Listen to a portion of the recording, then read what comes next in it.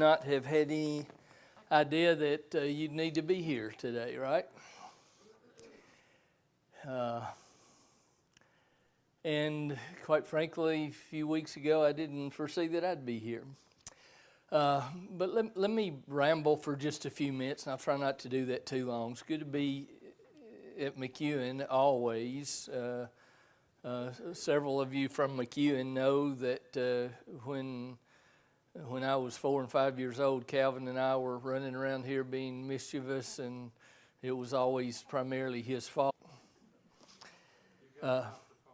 Yeah.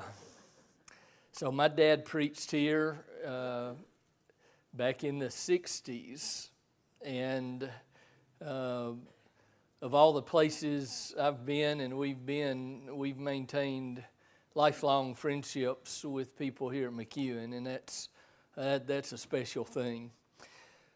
Most of my career has been in higher education, and about 14 years ago now, Tina and I had landed in Columbia, having moved there from Freed-Hardeman, and kind of semi-retired, but not really. Tina and I, years before, had started helping couples who were in trouble. And one of my degrees is a counseling degree from the University of South Alabama when we were in Mobile many years ago. And I really never planned on being a counselor. And so when I had retired from Columbia Academy, and Tina and I started doing marriage counseling again, not as a job, but trying to help people. I had a woman call me on a Thursday night, and she said, "Will you please help me? I have just lost my 30-year-old son, and I don't know what to do. And in fact, truthfully, I really have no desire to live without him here."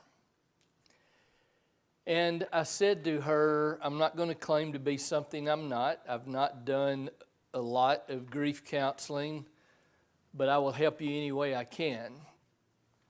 Well, her name is Deborah. She's a good friend of ours now. In fact, tomorrow morning, if we would have been at West 7th instead of here, she likely would sit right beside Tina. Tina will be here tomorrow. But I told Deborah, I said, I'll help you any way I can. I had no idea what that was going to start. And in fact, for a good while, I worked with Deborah on losing Wayne, and I'll talk about Deborah and that situation. But it just kept growing and growing and growing to the point that pretty soon we started offering grief share support groups at West 7th.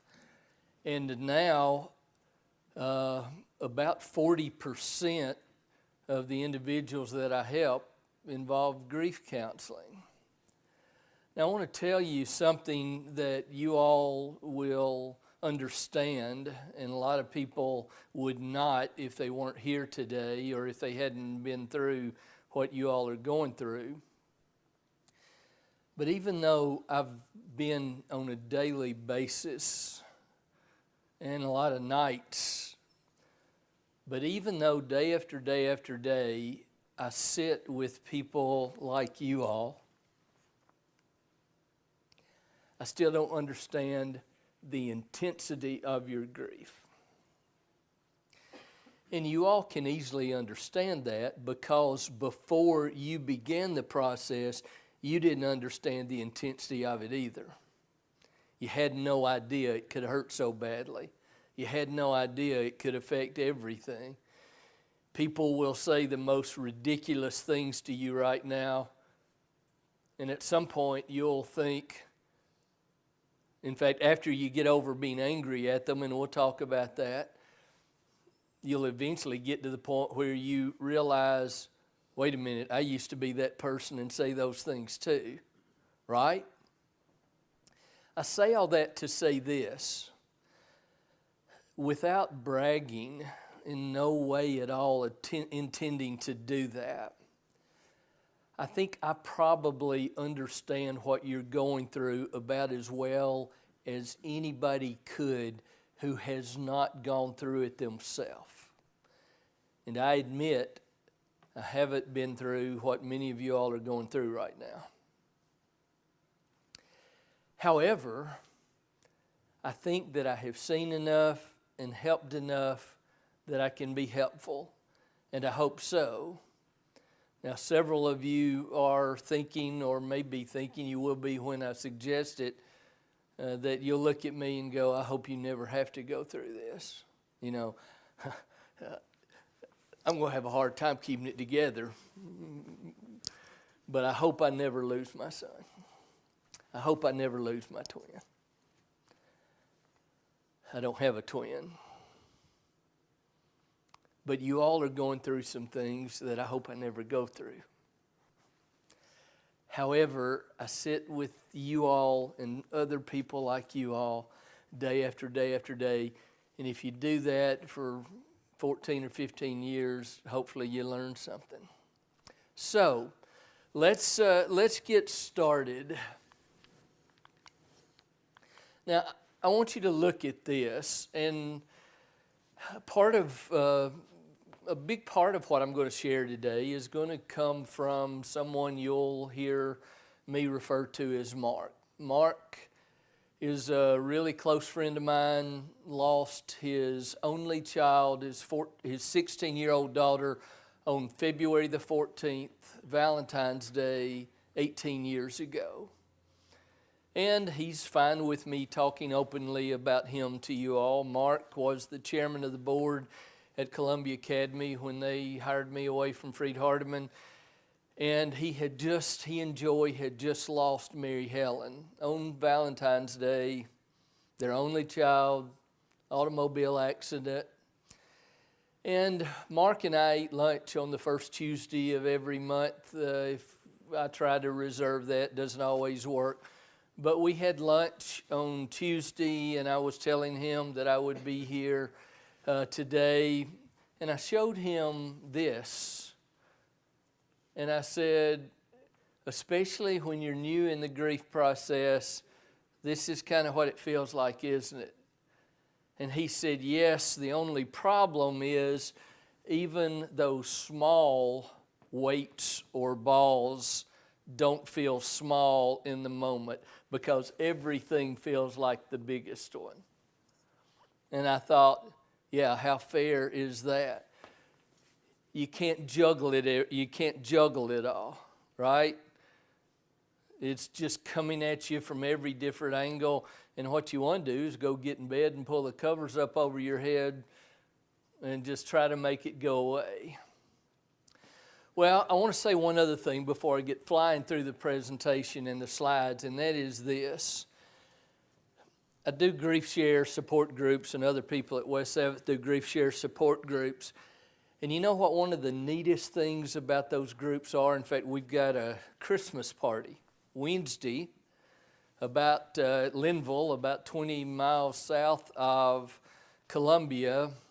One of our grief share groups that started meeting 4 years ago, and they won't quit. They won't quit. And you know what happens when that group gets together? They close the doors, and we get together now once a month. They close the doors, and sometimes they laugh together, and sometimes they cry together, because in that space, it's okay to do both. You know why? In that space, because everybody understands everybody else, reasonably so, relatively so. They don't have to pretend. Now, many of you all are in the midst of situations where you'd rather just stay at home, because if you get out and see people that you know, you feel like they have expectations of how you're supposed to act. If you were to mess up and laugh, in your minds, you would think that they would think, they're not grieving. Not only would you think that, you would think, I'm not supposed to be doing that. And you would feel guilty because of it. If today happens like I hope it happens, by this afternoon, I hope that everyone here is comfortable enough that sometimes today we'll laugh together, and sometimes today we'll cry together. And I will. I'll just go ahead and tell you, the closer I get to being tired, I'll apologize, and you'll go, it's okay, and I'll keep going. It's okay. I'm used to it. But the closer you all can get to each other, and even the more comfortable you are today as we talk about some really hard things, the more you will feel like this is the one place you can kind of be yourself and feel the way you want to feel, and it won't matter. That's my goal, okay? So let's get started. I'm going to start with this question. My grief, is this normal? I don't even know what that means. But watch this. There are constant themes through the Bible that will very much represent how you feel. And as you look at these verses, you'll think, oh, that's it. That's it. I had no idea the Bible said that. Watch this. We'll start with Cain and Abel. Of course, Cain killed Abel, had all the challenges going along with it. But look at Cain and look for grief in what Cain said.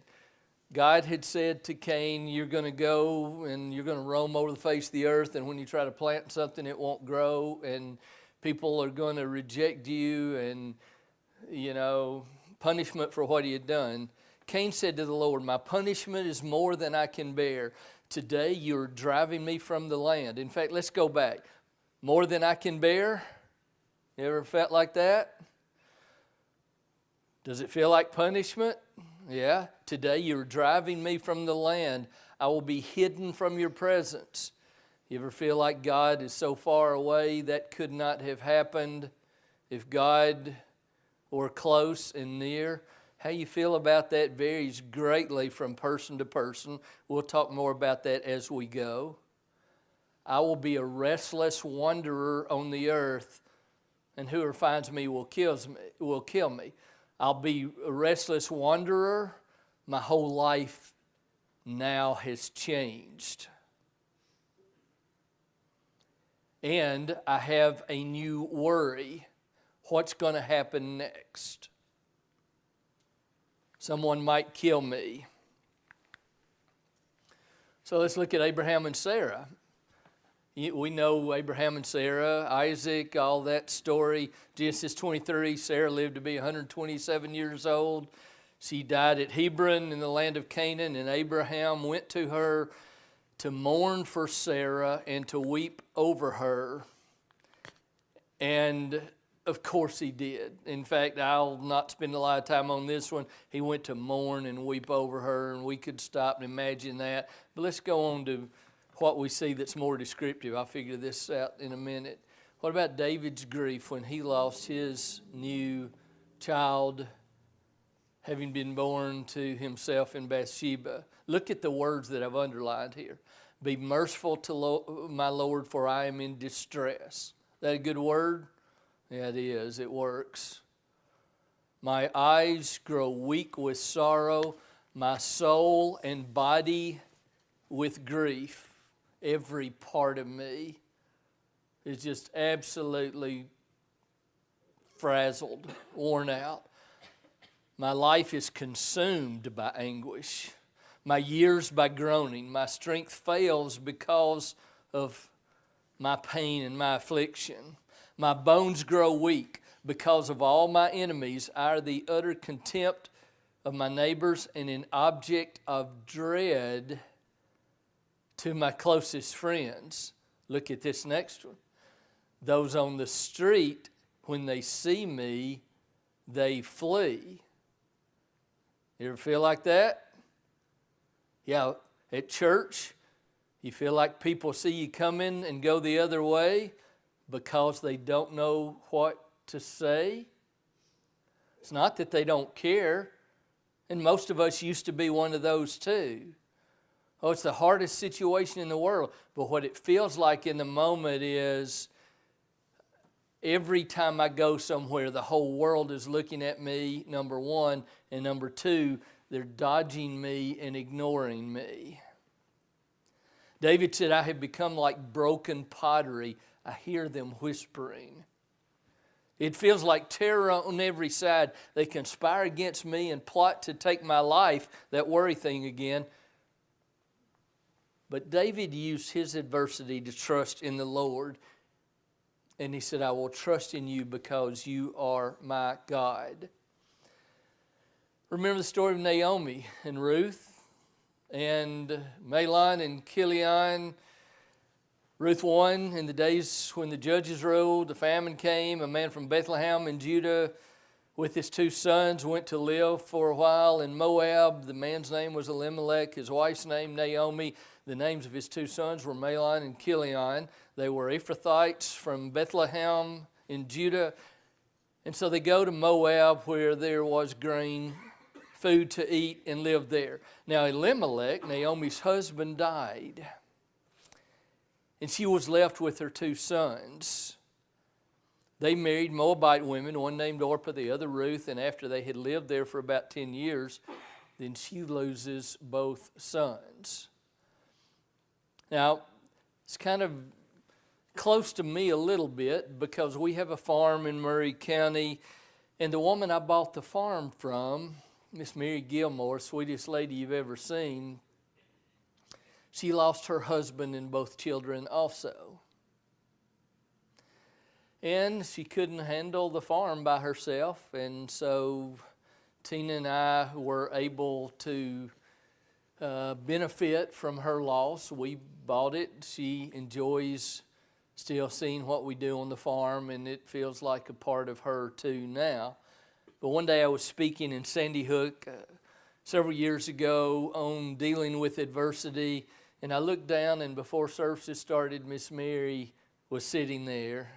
And I went up to her and I said, Miss Mary, I feel completely out of place speaking on adversity with you here in the auditorium, in the audience, because you're the expert on it, not me. And I said, I don't know how you've done it. And I'll never forget, you've heard the statement. She said, you know what, I had a choice. I could have become bitter or better, and I chose better. Wow. But I know life's been hard. That's an understatement. What word works? Well, that's the situation with Naomi. And so she starts her grieving process after losing her son, verse 20. And she says, don't even call me by the name that I've always been, because I'm not that person anymore. Call me Mara, because the Almighty has made my life very bitter. What'd she do? She went right straight to blaming God. Did God get mad at her and flee from her and say, I'm disappointed in you because you have challenged me? No, not at all. We'll talk more about that too. Naomi said, I went away full, but the Lord has brought me back empty. Why call me Naomi? The Lord has afflicted me. The Almighty has brought misfortune upon me. What about Jesus to the apostles? He was about to leave after his crucifixion and resurrection and ascension. They were scared to death. They truly were in grief. They feared that they might lose their own lives. They so depended on him. What were they going to do when he was gone? And beginning in chapter 14, when Jesus offered the Comforter for them, into chapter 16, that setting continues. And Jesus said, verily, very truly, I tell you, you will weep and mourn while the world goes about its business. It's the way it feels, isn't it? You will grieve, but eventually your grief will turn to joy. So with you, now is your time of grief, but I will see you again, and you will rejoice, and no one will take away your joy. Now, I want to use this to plant a seed as we begin this morning, and I want you to continue to think about it. I encourage you to as we go through the day. And the picture that I want to paint before you of what you can expect is basically this. When you lose someone extremely close, for a significant period of time, you have no joy. Oh, even early on, you'll have moments that you'll catch yourself laughing, or you'll catch yourself in a good memory moment, but it won't last very long. And if somebody at the end of the day happens to say to you, "Have you had a good day?" you want to strangle them. Right? Absolutely. What do you expect? A good day? You go through what I've gone through, and you let me ask you if you had a good day. That's the way that feels, right? In fact, one of the sweetest ladies I know lost her husband, one of our elders at West 7th, to cancer early. One of the sweetest ladies I know, and on one particular Sunday, probably 3 months after, the second most sweetest lady I know, the wife of one of our elders, went up to her as she was leaving the building, and trying so hard, she said to her, "I hope you can have a good afternoon." And you know what happened? Well, the lady who had lost her husband had been there for 2 hours trying to endure sitting in the same auditorium on the pew by herself, not seeing her husband make announcements, not hearing him teach class, missing him. The two of them were as one as any two I've ever seen.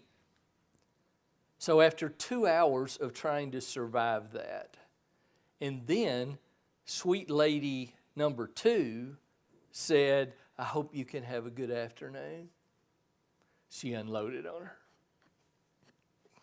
"Good afternoon!" People were standing around. I mean, I wasn't there. I was seeing her on a weekly basis. She confessed it all to me in tears later that week. What happened? Oh, it just all built up. It just all piled up. And what she felt like at that stage was everybody has returned to their life, their normal life, but me. That works, doesn't it? Yeah, absolutely.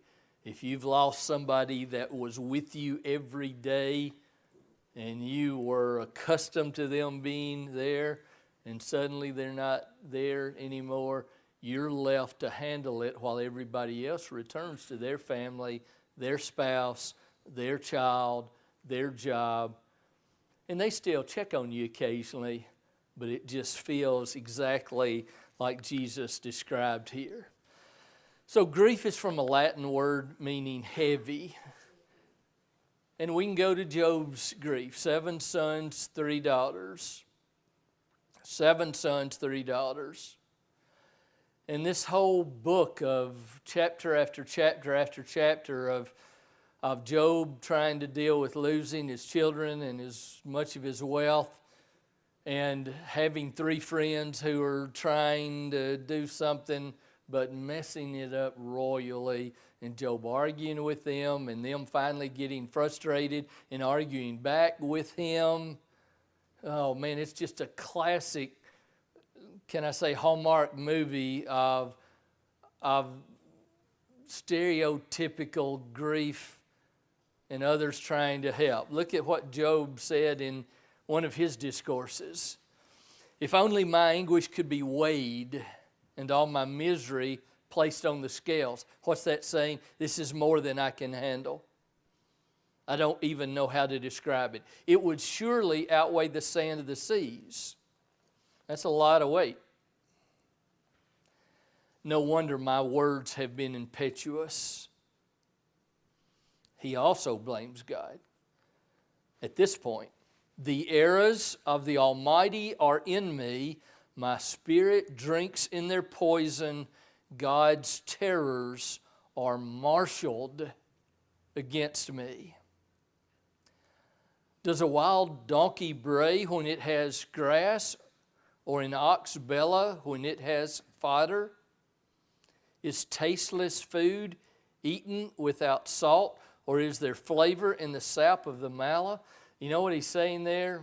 Fancy way of saying, I have no appetite. I don't want to eat. Nothing tastes good. Oh, the donkey's out there just eating away at tasteless food, but I can't eat. I don't have any desire. I refuse to touch it. Such food makes me ill. Oh, that I might have my request, that God would grant what I hope for, that God would be willing to crush me, to let loose his hand and cut off my life. Yeah, grief causes us, especially when we believe in life after and the eternal reward, significant, intense grief causes us to wish we could go on too. You know what I call that? I call that God maturing us so that we understand all the more that it's not about what's on this side. And that's what life does, isn't it? You know, we were talking a while ago about how fast I went from 5 years old to 64 years old. Ooh, that's crazy to me. You know, I could still be running around downstairs looking for candy in the Bible school teacher's hidden boxes like I did that I got in trouble for. I mean, I could close my eyes and walk through the house over here. You know, I did that while yesterday, I guess. I thought about the rotary phone in that hallway that had the recess cut out where the phone sat. Wow, that was pretty fancy. I'm sure that's been gone for years and years and years. But you know what? There's been a lot of water under the bridge from 5 to 64 in my life. Some of that water's been hard. Some of that's been a cancer diagnosis for me.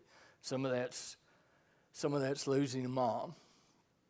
Some of that is this and that. And those things, I think, involve God saying something better. Hang on. Just wait. Just endure. And that's what we're doing today. Well, let's keep going. An irony in grief is everyone always tries to determine how we're doing. How are you doing? How are you doing? You don't even know how to answer that, do you? Unless you do like the sweet lady A who just unloaded, which is oftentimes how we feel. How are we doing? How are we supposed to do? How are we supposed to feel? And the conclusion usually to this question being asked over and over again is, I'm doing awful. I'm not doing like I'm supposed to be doing. I'm not handling this well. And I'll go ahead and plant another seed. And our best friends are the ones in our family, more than not, are the ones who make it worse. Watch this. I'll talk about this tomorrow. Mom, it's been 6 months. Dad would want you to be happy. Well, we've been married for 60 years, son. You know, we were pretty close. I still walk through the house and he's not there. And something must be wrong with me because I'm still sad. Ooh. Or, as one told me the other day, we're trying our best to get Mom to go to Disney World with us. Even I kind of wanted to strangle him. Disney World? Are you kidding me? And I know what he was doing. He wants his old mom back. I get that. I understand. The problem is, he says, you ought to be happy. You ought to be jumping up and down to go to Disney World. And mom says, I'm not. What's wrong with me? I need help. And she comes to see me. And then by the end of the hour, I have convinced her she's acting exactly as she ought to. And I help take a load off of her, and she doesn't have to feel guilty anymore. And she's going, whew, okay. I'm not in as much trouble as I thought I was. Well, how am I doing? We'll continue to talk about this. If ever there were an area where there is no such thing as a norm, it's grief. And Bill McDonald, some of you know, my good friend from Centerville McDonald Funeral Home, says grief is like a snowflake. No two are the same. Well, what about David? David said to Nathan, I have sinned against the Lord. Nathan replied, the Lord has taken away your sin. You're forgiven. You're not going to die. But because by doing this you have shown utter contempt for the Lord, the son born to you will die. After Nathan had gone home, the Lord struck that child that Uriah's wife had borne to David, and he became ill. David pleaded with God for the child. He fasted and spent the nights lying in sackcloth on the ground. The elders of his household stood beside him to get him up from the ground, but he refused, and he would not eat food with them any more. Finally, after a week, on the seventh day, the child dies. David's attendants were afraid to tell him that the child was dead, for they thought while the child was still living, he wouldn't listen to us when we spoke to him. How can we now tell him the child is dead? He may do something desperate. Does that sound like the way people tiptoe around you? Yeah. David noticed that his attendants were whispering among themselves, and so he assumed that the child had died, and he asked, is the child dead? And they replied, yes, the child died. But David's beginning grief process is different. Surprised them. He got up from the ground after he had washed. He put on lotions, changed his clothes, and went to the house of the Lord, and he worshiped. Then he went to his own house, and at his request they served him food, and he ate. His attendants asked him, why are you acting this way? While the child was alive, you fasted and wept. But now that the child is dead, you get up and eat? He answered, while the child was still alive, I fasted and wept. I thought, who knows, the Lord may be gracious and let the child live. But now that he is dead, why should I go on fasting? Can I bring him back? I will go to him, but he will not return to me. Now, a lot of people would look at what David is doing here, and they would go, oh, he's not handling this right. He's not handling this well. Can I talk about you a little bit? How can you say no when somebody asks that, right? So Benjamin and I have become good friends. I love him. He's got a core group of friends that's unbelievably neater than neat. And in fact, one day he and I were talking on Zoom, and he finally had to go out and get in the car to get away from them because they were just being their goofy selves, right? Finally, they decided it was time for him to quit talking, and they started beating on the car, and right? And if the rest of us would have seen what was going on, we might have said, hey, they need to back off. This is a serious situation. He's talking to his grief counselor. You won't mind me saying that, do you? I know you don't.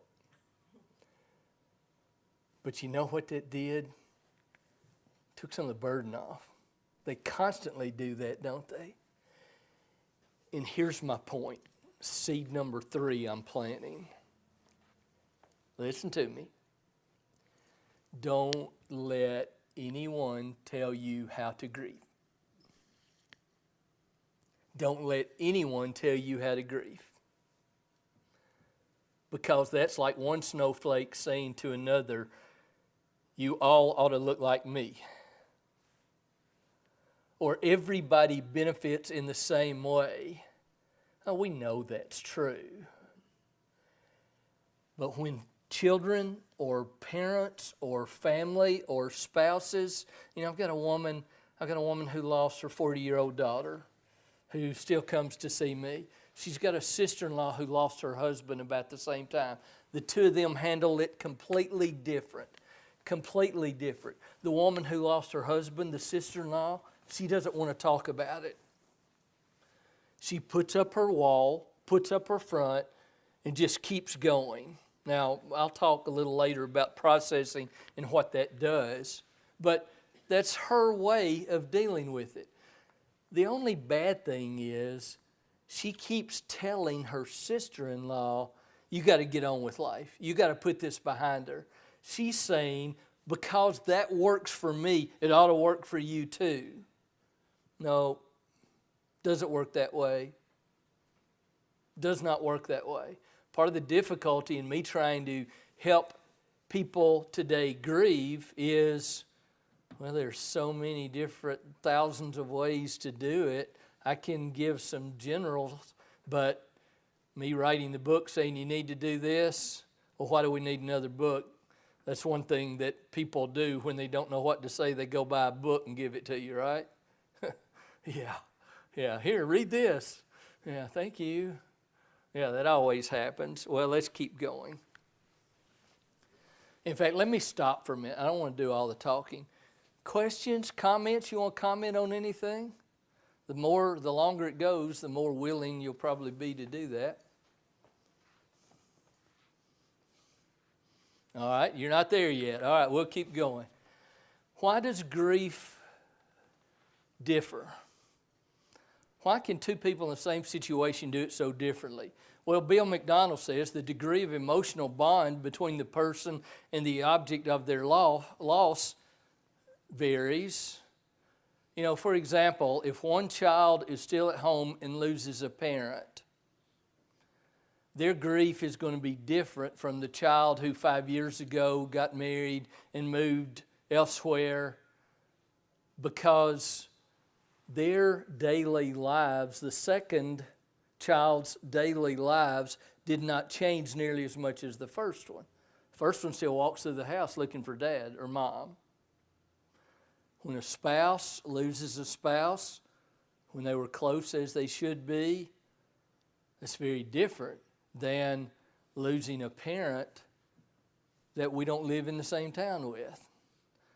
Because in many ways, our daily routines are not affected as much as those who were in that situation.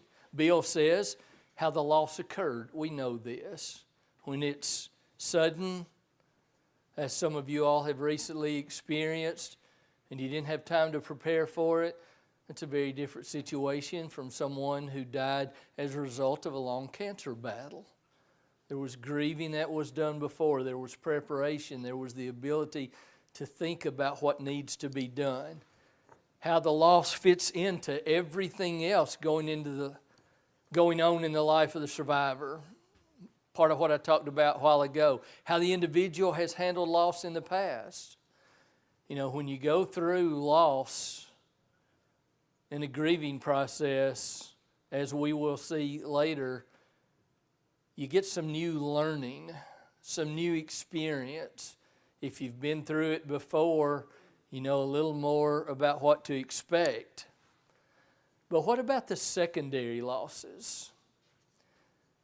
The example that I most think of is a wife who has lost her husband of many years. She may have lost her financial decision maker. He may have lost his cook or housekeeper, or she may have, but not in our house. They lost their yard man, their mechanic, their church partner, their holiday partner, their vacation partner. The list goes on and on and on. Everyday reminders of the loss of companionship. It's not just missing someone. It's missing what they did to make life enjoyable, to make life easier, doable. And part of what's so difficult about this is the overwhelming feeling of now having to take on all these tasks without that person that took care of them before. Sure, secondary losses. And let's talk about the up and down process. I don't care if it's just been since October the 10th. Or I don't care if it's just been a few weeks, even less than 2 months.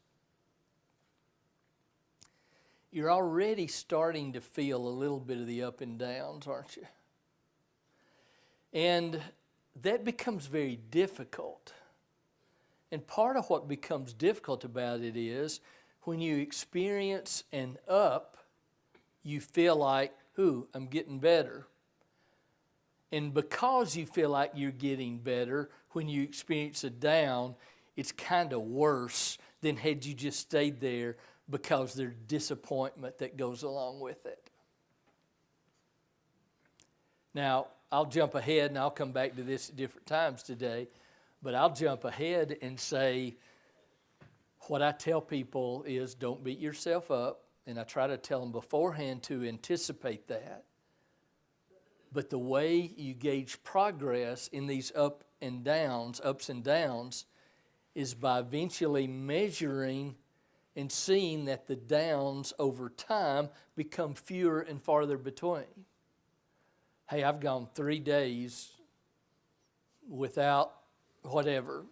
Eventually you'll get to that place where you'll go, hey, I went a whole day today without crying. Or I went 3 days without crying. And then you know what's going to happen? A trigger, an unexpected trigger will slam you. Came out of nowhere, maybe a song on the radio, maybe a picture that you saw, maybe driving by some place that gives you a memory. I can go on and on and on. I've had so many told to me. And what happens when things are going pretty well and then suddenly you get slammed, man, that slam feels like you've gone back to ground zero or worse. The good news is it's temporary. Since it's a roller coaster, when you find yourself down, tell yourself, I'm not going to stay here. From experience, I know this is temporary, and survive it. Survive it, manage it, wait it out, do whatever you have to do within reason to get to that place where the roller coaster is going back up again. And really, maybe a better way of saying not so much ups and downs, but more and less intensity. Well, let's talk about what I talked about a while ago. Guilt. Boy, there's no such thing as an intense guilt like there is in grieving guilt, because it causes us to think about what we should have done differently. All of those imperfections become the things that we dwell on. Why didn't I? What if? What's wrong with me? Well, the expectations of ourselves become unreasonable. We become unfair in what we think we should have done. You know, perfect example is Mark and Joy, and I'll come back to this later, but we've talked so many times about him wishing that he had taken her to school that day.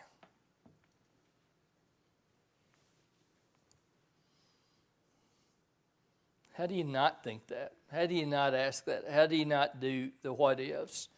And we internalize that and we put it on ourselves. And it becomes, I feel like I'm letting down the one who passed, and especially if the death was anticipated, then the one who passed encouraged the survivor to be strong and continue on with life. Now, there's a little twist on this, and I really kind of went in a different direction with it. But here's the idea. In fact, the elder's wife at West 7th, because he had cancer and because he prepared her and he did the best job of preparation I've ever seen, called me when he knew it was imminent and said, I need you to sell my tractor and I need you to sell my Goldwing. And I did. And he called her name and he said, I need you to do this and you do this and you do this. And one of the things he told her that he wanted her to continue to do was to continue to teach the kids in our children's ministry that we refer to as Faith Farm. And so he told her to do that. And she tried, and she tried, and she couldn't get through it. It was awful, week after week after week. And finally one day she came into a counseling session and she said, I can't do this anymore, but I feel so guilty. I'm letting him down. He told me to keep doing that. And I said to her, he's never been through what you're going through. He's never been through it. He thought what he was telling you to do was a good thing. But what he was doing was telling you to do something that's too difficult. Does that make sense? You with me? But the guilt she felt because she was letting him down because he had told her that. Well, I know that we helped her to get her to the place where she realized he just didn't understand and she didn't feel guilty about it anymore. But going through that is a part of this grieving process where we have to question and think about, and we carry guilt and put unreasonable expectations on ourselves. And I can tell you to stop doing that all I want to, but the truth of the matter is, until you've processed that thought process, you're not going to land well. And I can tell you to stop it all I want to, and it's not going to make you stop.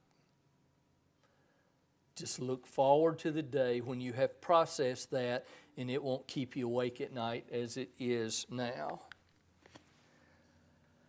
What about this one? Guilt from experiencing those moments of happiness. Oh, what if somebody sees me laugh? It feels like I don't miss him or I don't miss her. Sometimes it catches you off guard, doesn't it? Sometimes you'll find yourself with the guys just having a good old time, and then suddenly you'll remember, wait a minute, I'm not supposed to be doing this. It's kind of the way it feels, right? Or Adam wouldn't want me to do that, maybe. Or he wouldn't want me to be sad, but he's gone. He's not here anymore. And why am I acting like that? Guilt. If there is the slightest little thing that can cause guilt, because we are so emotional, we're going to take it and exaggerate it, and it is absolutely going to wear us out. Am I right? Rodney, you want to say amen? Amen. Can I put you on the spot too? Sure, it's normal. It's what we go through, and it's a part of the what if thing. So I asked Mark about this at one point in our friendship, and I said, hey, what about the guilt thing? And he said this: sometimes I think we feel guilty when we even consider enjoying something that the person we have lost would have enjoyed. Or maybe we feel guilty enjoying it without them. I think it is important to think through each of those situations. While it is time-consuming and emotionally draining to do so, it is reassuring to be able to look back and realize you made a good decision. Don't let other people's expectations determine what you do. Now let me give you an example from Mark. Mark loves horses, and Mary Helen loved horses. Before the day's over, I'll show you a picture of her boots and where they sit. 18 years later. So when I first met Mark, we were driving down the road one day, and hadn't been long after Mary Helen died. And I knew he was an LSU fan. And I said, hey, I think the LSU game is on. You want to listen? And he looked at me and he said, oh, no, I don't listen to the radio. And I said, help me. Why? And he said, because that's what Mary Helen and I did. And I don't listen to the radio anymore. And he still doesn't. 18 years later, he won't turn his radio on. But you know what he does? He has an LSU tag on the front of his SUV. Why? Because he and Mary Helen loved LSU. Now, somebody who's thinking logically would say what? Oh, that's inconsistent. That doesn't make a bit of sense. On one hand, and on the other hand, but who has a right to make that decision for him? I don't. Is he okay with his decisions? Absolutely. Who am I to say, you need to get rid of that tag? You know, if I did, I'd tell him to put an Alabama tag on it.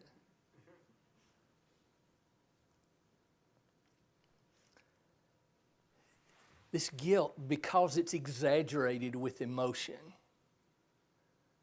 just becomes overwhelming. However, here's what I want to say. When you're experiencing it, remind yourself and have others remind you it's a normal part of the process. We'll talk about the what if questions. It's part of the process. What about this one? What about guilt from feeling angry at God? We saw that Job did. We saw that Naomi did. We saw in a kind of a secondary way that Cain did. But I want to step away from that for a minute and tell you, some of you know our two, Carter and Haley. You've not been around them a lot, but we've got 2 and 4 grandchildren now. When Carter and Haley were little, as with normal parenting situations, there were times that they had to be disciplined. Carter and Houston decided they wanted to play George Washington one day, and they took a hatchet and started chopping down a dogwood tree in our front yard in Henderson.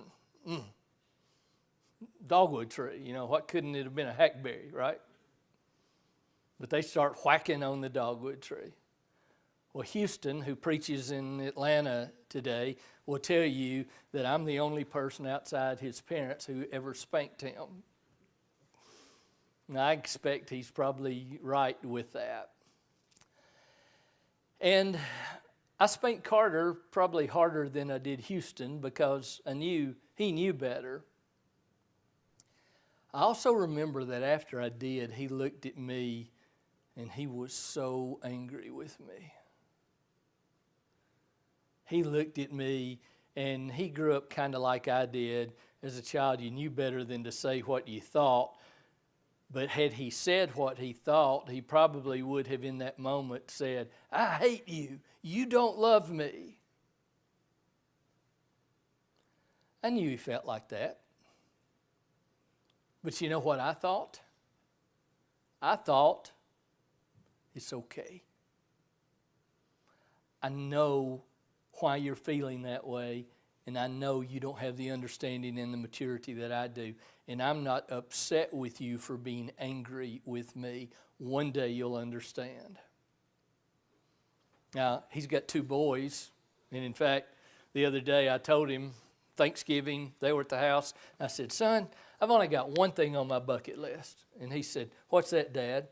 And I said, the one thing I've got on my bucket list is to live long enough to see your grown children make fun of you the way you make fun of me. You know what he said? Well, go ahead and enjoy it. It's already started at the age of 8. And I went, good. But you know what? If I ask him today, should I have spanked you for whacking on the dogwood tree? He would have said, Yeah, you should have.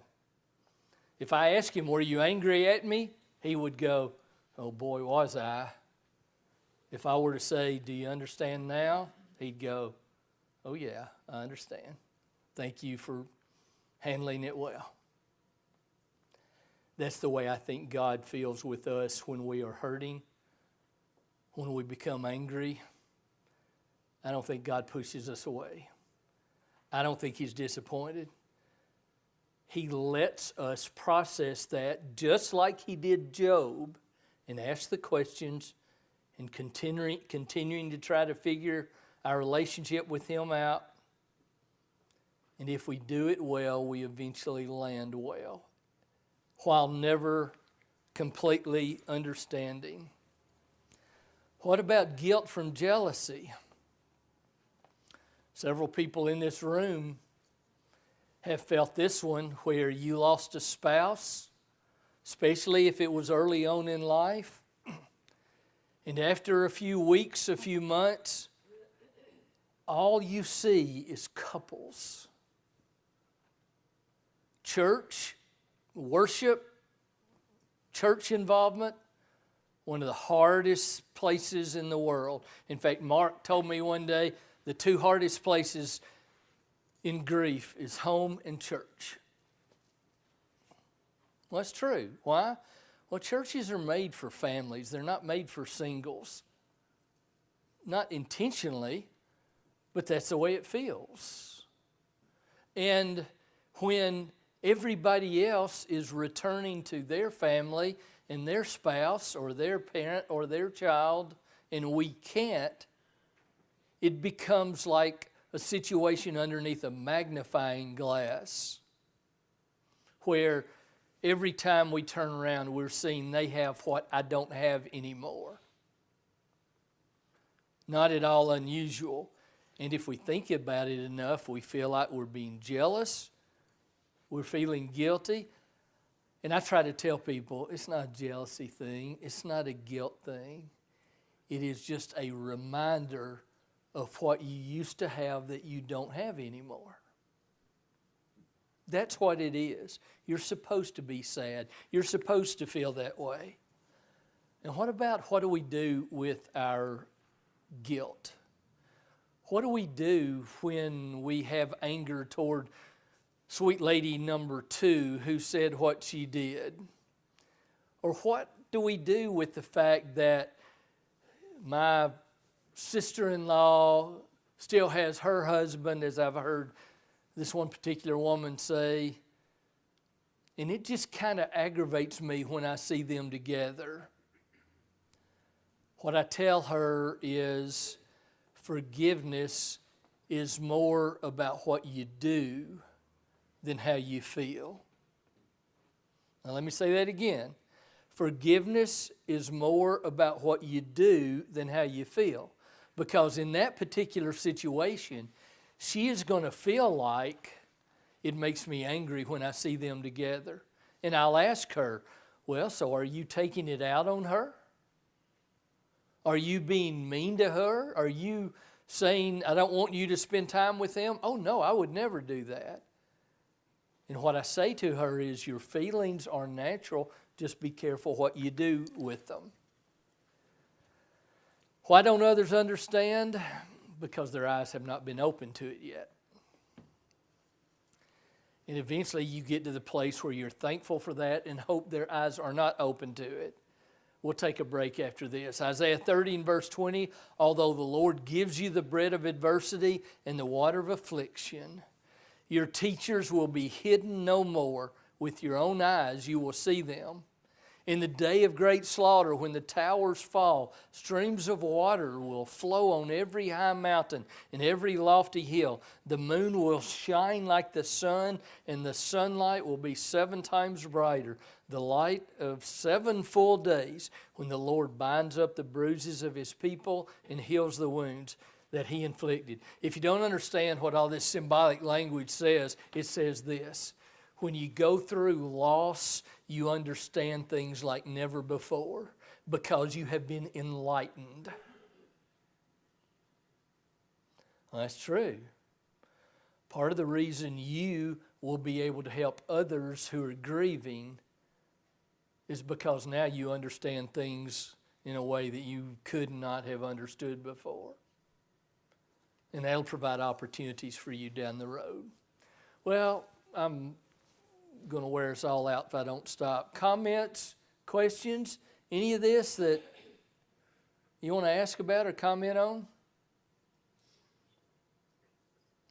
All right, what do we want? 10 minutes? It's 11:10, a little after. Let's take a 10-minute break, and then we'll have 40 minutes till lunchtime. That's doable, right? If not, just tell me to be quiet or speed up or something. There are bathrooms and water fountains in the back of the auditorium or to the front through that right door.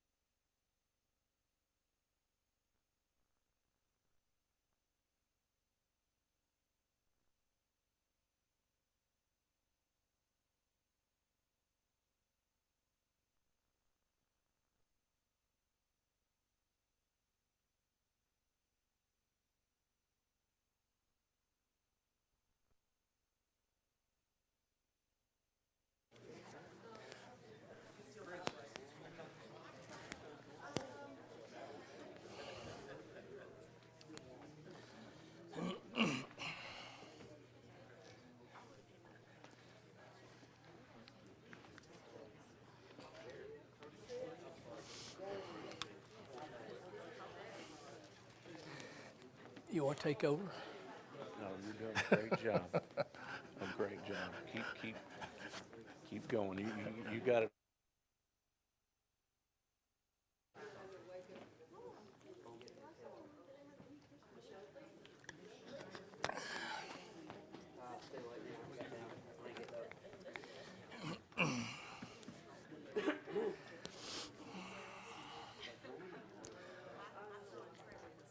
Are you holding up okay? So tell me who you two are. I want to know who you two are. These two. Who are you? Ellie who? Okay. Mandy Baker. Are y'all embarrassed right now? So do they belong to you? They're my granddaughters. Granddaughters, okay. So how in the world did you all get stuck coming to this? Her husband, their grandfather, was killed at Accurate. Okay. Oh, I'm sorry. Yeah. Yeah, so now I'm really putting you on the spot, aren't I? Yeah. So is this working for you all? I mean, does it hit some things that are helpful too? You're not going to say no in front of all these people, even if it doesn't, right? All right, let's use that to talk about the what if question. Especially with what happened on October the 10th. Those of you who lost people on that day,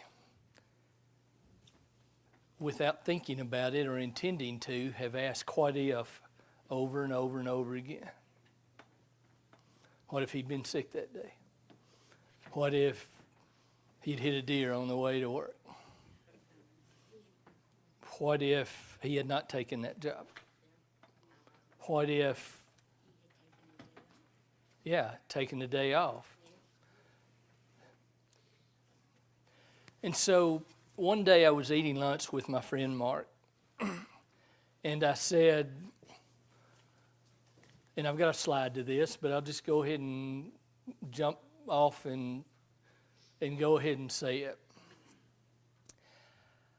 I asked Mark, when did you finally quit asking the what if questions? And you know what he said? No, he did. What he said is, we ask them and ask them and ask them and ask them, and finally down the road, we realized that it wasn't going to bring Mary Helen back. And when it finally hit that we could keep asking and asking and it wasn't going to bring her back, then it was kind of like we suddenly stopped. And then he said, but the only way we could get to that place where we knew it was not going to bring her back was to ask the questions. And so that's part of the process. It is absolutely part of the process. And I think I have worded it right when I said, are you wearing yourself out asking the what if questions? And if you're wearing yourself out and it just feels like it'll never end, well, it will. I'm not saying you won't still have those thoughts, but we'll talk later about how the grieving process takes you to a place where your primary thoughts are pleasant instead of the primary thoughts being, I don't have them anymore. So Martha, when Lazarus had died, Lord, had you been here, my brother would not have died. Had you been here, my brother would not have died. What is that? It's what if. What if Jesus had been here? I quit asking When I'd asked them so many times, I knew it wasn't going to bring her back. However, the only way to get to that point is to ask them. So don't try to force yourself to quit. You can do a little self-talk. You can say, all right, he said keep asking them, but I'm realizing that the more I ask, the more it doesn't change the situation. So let's talk about this one. One of the difficult parts of being in the grieving process is you're in an emotional place and everyone around you is seeming to be in a logical place. It's part of the reason everybody tries to tell you what to do. I think you ought to do this. And if you were inclined to say amen, you would say amen when I say that one of the hardest things in the world is even to make the smallest decision. Because it takes brain power and your brain is consumed with your loss. And using some of that brain and stepping outside of the thinking about the loss to make a decision is just awful. For example, if I say, you all right, Rodney? All right, perfect example. Thank you for letting me use you all. I'm probably going to make them cry right now, and I may cry with them when I say, you realize you all are either going to have to file a tax return or file an extension before April the 15th. And me thinking, thank you for letting me do this. I know you're okay with it. I bet y'all hadn't even had that thought, have you? And thinking about having to get all those numbers together right now is just so overwhelming. Ooh, we're going to have to file an extension. I bet that's what you all thought when I said that, probably, isn't it? Maybe. You have nothing to do with it? I have no brain power or capacity to think of anything. Anything? Yeah. But wait until he gets here. But you know what everybody around them are saying and thinking? Well, you need to be doing this. You know, you need to be doing this. You know, regarding Christmas, regarding when to go to work and when not to, regarding, and the thought of having to make those decisions is just like, it's awful, right? Of course it is. But you know, everybody around you are going, well, if you do this, then this will happen. And if you do this, this will happen. And logically, it makes sense for you to, and when we're in grief. Well, like Rodney said the other day, nobody needs to be telling me what I need to be doing right now. Yeah, Because it might not be good. yeah, absolutely. And that's, It's classic. That feeling and that response is classic. And what I'm telling you in this is, and in fact, here's the illustration I usually give when I'm in the counseling room. The situations that I deal with, whether marriage or dependency or grief or whatever, they involve people who are largely acting emotionally. So the illustration I give is this. 2 seconds left on the clock. Our team is up by 1 point with the ball. Our big guy in the middle has been taking cheap shots all night long, elbows and out of frustration, the losing team's big guy just decks my post player. And he's taken all he can take, and what does he do? He rears back and decks him with 3 seconds on the clock, 1 point up with the ball. And as always, the official sees the second shot, not the first, right? It's the way it works. And so they blow the whistle, they tee up the second guy, and the coach calls timeout, and he brings the post player up, and he gets right in his face, and he says, what? What were you thinking? And I want to say, Coach, I don't think thinking had anything to do with that. That wasn't well, if I do this, then this will happen. Let me weigh out the pluses and minuses and make a good decision moment, right? And what I tell people is, don't try to be logical with an emotional person. Because emotion, especially in grief, is way stronger than logic. And logic gets lost in it. It just is. Now, that doesn't mean you're not going to eventually come back to being a person of logic. But when you are overwhelmed in emotion, doing your schoolwork, right now is hard for you guys, I expect. Doing routine things, focusing. Oh, how many times have I heard somebody say, I'm having such a hard time focusing. Why? Because you're consumed with the emotionality of the loss. And what makes it so difficult is people around you are not consumed like you are. And for people who are driven with logic, they understand nothing but logic.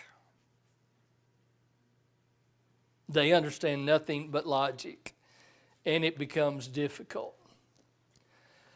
So grief is a process. So is it stages? Is it Kubler-Ross?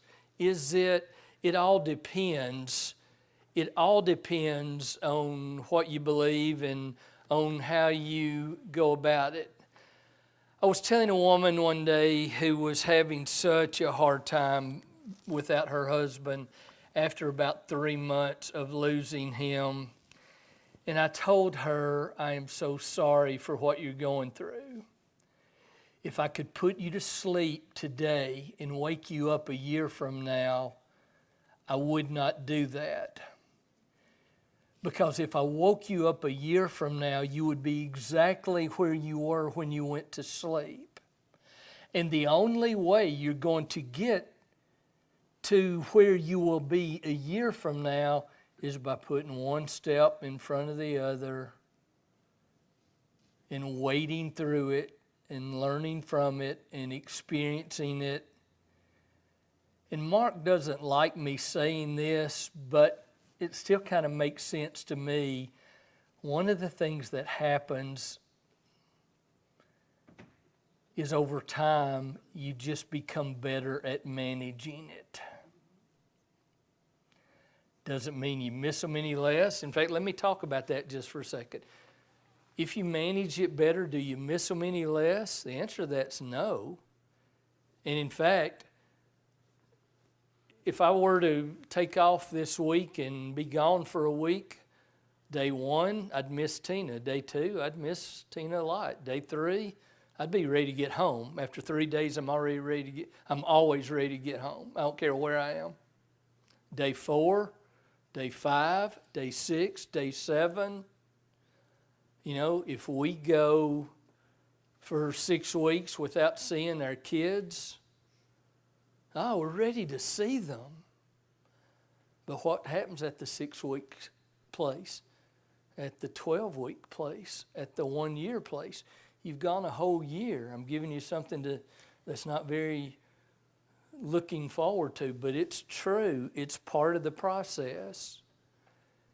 And eventually you get to that place where you have to accept that they're not coming back, and you have to learn to handle it, and you do.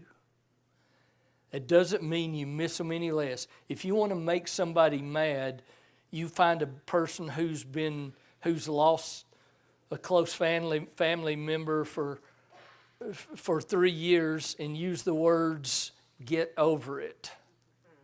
Ooh. You want to make somebody mad, try using those words. You don't get over it.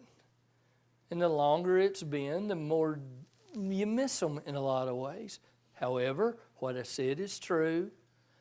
You do learn to deal with it, and you learn to manage it, and we'll talk about that as we continue on. While no two grieve alike, there are usually common components. Somehow there's comfort to having company or knowing others feel similar and are surviving. Now, we got 20 minutes, and we'll take as much or as little of that as you want to. But hopefully we're far enough into this now that some of you all are willing to say, you know, I like that, or I have felt that, or you may have questions at this point. What do you want to comment on? I personally don't like sharing my son that's still here. He's quiet. I understand his quietness. Yeah, I'm okay with being alone, crying it out by myself, and then being okay. Might be a minute, it might be the rest of the day. Others like talking about it, yeah, and that's okay. I told Rodney today, actually, I hate it when you make me come to things like this because it makes me cry, you know, because I don't like to cry, and other people I like to grieve by myself. But that's just my grieving process. I've got a pretty close friend who lives in Mount Pleasant that I hoped would be here today. I didn't expect her to, but I reached out to her Tuesday night, I think, and said, hey, I think this would be helpful. So 4 weeks ago, Thursday, her dad took his own life. And solid family, solid man, had a good life, surprised everybody. But she responded to me by saying, I'll try to be there, but I'm not sure I can, because if I show up there, it's just going to be one big ugly cry. And I told her, I said, well, you're not going to be the only one that has an ugly cry. It's going to be okay. She's not here. I'm sorry she's not. But yeah, that, and what I tell people all the time is, if you feel like shedding tears and you beat it down and don't let it out, it doesn't change how you feel inside. It's still there. And not only is it still there, if you don't eventually let it out, it's like putting air in a tire. You keep putting it in, putting it in, putting it in, and don't take it out, something's going to explode on somebody else, in different ways, sometimes in health, right? What else? Ben? About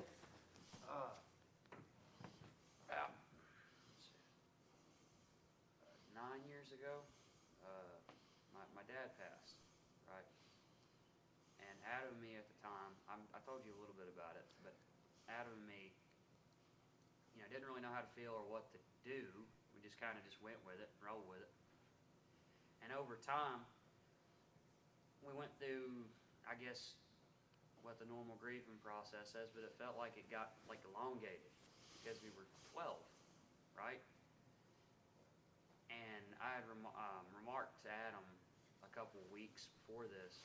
It finally felt like we were hanging out with friends all the time. We had our own lives going, and we felt like we had finally gotten to that place where we could manage it easy, and that it was like fully post him. Like we finally made it there. And so now that all this has happened, it feels like I don't know if you know it, but the story of I think it's a Greek tale, but the man who is forced to roll the boulder up the hill. Yeah. And I feel like the man who finally got right up the hill and just rolled it up all the way. And now I'm right back down there with the boulder all over again, and I gotta spend the next however long rolling it back up. Yeah. Yeah. You couldn't have said that better. I've been told I talk too much. I have never felt that. You said it perfectly, and your situation is exactly that. Yeah, I'll try to do this quick. I'm the one that talks too much, Ben. Maybe I'll get there. But I'll get to it later. But I know some are not going to be here after lunch. A few. The grieving process is a process of trial and error. I'll talk about that more later, but I want to go ahead and introduce it. It's a process where you so badly want any kind of relief. It's part of the reason people turn to alcohol and turn to narcotics and do whatever, because it hurts so badly. You know, even something as simple as not being able to sleep, you know, and what that looks like for a while is, you know, I'll go to bed and can't sleep, and finally at 2 o'clock in the morning I'll go to sleep. I'll sleep for an hour, maybe 2 hours, just because my body is shutting down and I have to have sleep. And so I'll shut down, but then when my body has gotten a little bit of sleep, I wake back up and my brain starts running 100 miles an hour again. Any of you experienced that? Yeah, sure, that's the way it works. And when you got that level of intensity, you'll do anything that'll give you some relief because the pain is so intense. And the trial and error process involves trying this and trying this and trying this and trying this. And what are you trying? I call them Band-Aids. You're putting Band-Aids on a very serious wound. And you know what? I got one. I had surgery on my hand Thursday and my nose. Lucky day for me, right? Same day. But that Band-Aid is an important part of the healing process. However, if I come back 10 months from now and I'm still wearing that Band-Aid, that's going to be a problem, isn't it? Infection may set in, you know, same Band-Aid. You know, at some point I got to rip it off and let it fly. Band-Aids, the trial and error process, is a huge part of the healing process. However, if a person relies entirely on Band-Aids and doesn't experience the grief because they're masking it, they're not going to make progress. Does that make sense? There's a woman that I've worked with in Colombia who lost her husband 3 years ago. And she is probably the worst I've ever seen at putting on Band-Aids. I've never seen anybody who won't go home or won't stay home. She is constantly baking cookies for this group or that group. She does the bus ministry. She is, I mean, I can go on and on and on and on with what she's doing. And it's fine. It's great. But one day I finally had to tell her, look, I love that you are staying busy, but I believe that you are to the point now where you have so masked your grief and not processed it that you just need to stop and sit down and spend some time grieving and thinking about it. She spent a week at the Gulf. She and he used to do that twice a year. And she said, I don't know if I can go or not by myself. And I said, try it and see. In fact, it was the second time. First time, she tried right after she got down there and spent the night and came home. I can't do it. So a year and a half later, she said, maybe 2 years, I think I'm ready to try again. And I said, go ahead and try, because I think you need that time. You don't have anybody down there you can do for. So she went, we texted while she was down there. She came home at the end of the week and she said, man, that was hard. And I said to her, I knew it was going to be hard, but I think it was important. I think you needed to have those thoughts. I think you needed to process some things. Now, if you try to rip all the Band-Aids off too early, it won't work. If you try to not use needed Band-Aids,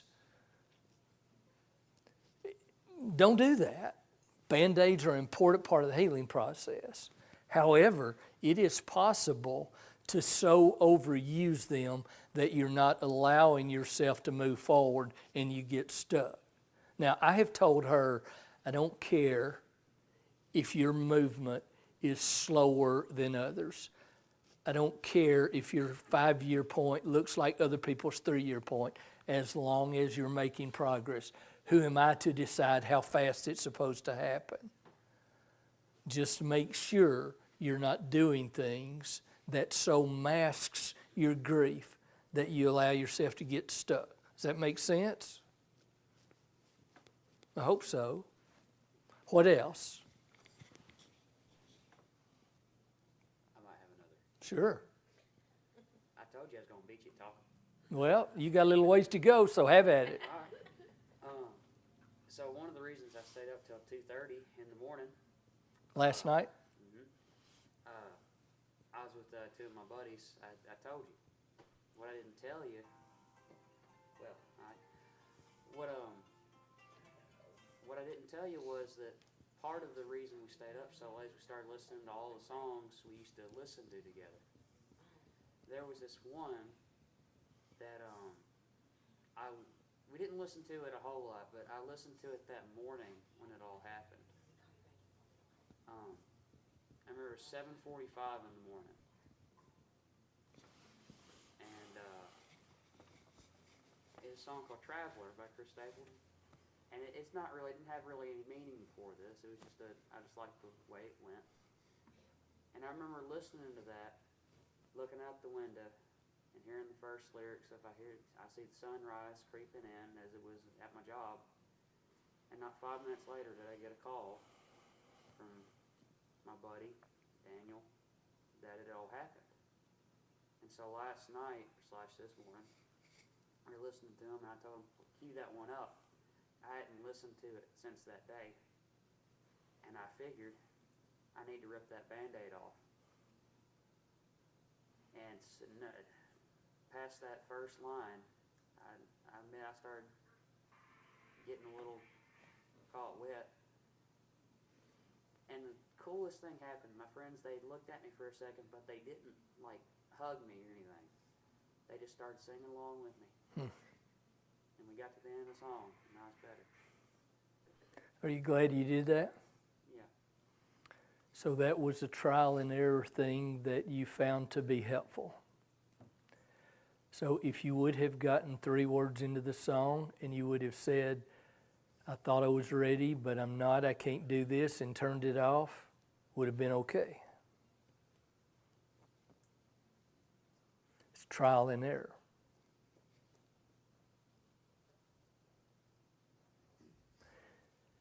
It's amazing how music has a way of grabbing our emotions, doesn't it? Have you ever seen these studies that show a video clip with no music and then the same video clip with music, and the different effect it has on the viewer? It's crazy what, if I can get your attention with the right music, I can yank your emotions around in scary ways, quite frankly. But good news of that is we can also use that in positive ways. I believe that's exactly why God says, any merry, let him sing psalms, make a joyful noise. because music can affect our moods. What else?